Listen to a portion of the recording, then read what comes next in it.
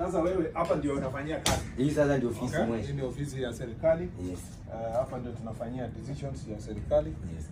Na hapa ni very serious sasa. Wachana na ile ulikuwa unasema hapa. Sasa ukiketi kwa hii kiti,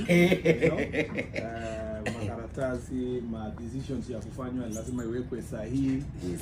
Kukutana na watu, yes, wananchi kama wewe. Asante. Kukutana pia na maafisa wa serikali.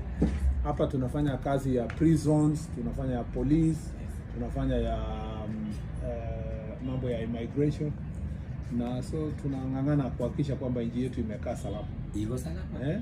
Kabisa. So tunategemea watu kama wewe kuhakikisha kwamba tumewarai vijana na wananchi kuhakikisha kwamba tukae kwa amani, tufanye siasa ya ungwana, ya utulivu, content ikuwe safi. Chokoza mheshimiwa kidogo. Kidogo lakini si sana.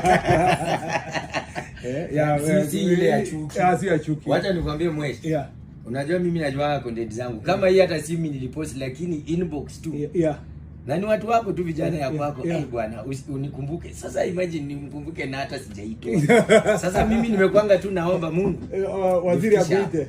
Hapa sasa hizi siwezi tembea. Hata sasa hii video haki ya Mungu. Si mnaona tu nimekuja kusalamia mheshimiwa. Mheshimiwa. So haki for you. Uko na nyota baba. Asante sana. Nashukuru. Hata usalama sasa hizi. Nashukuru. Asante sana.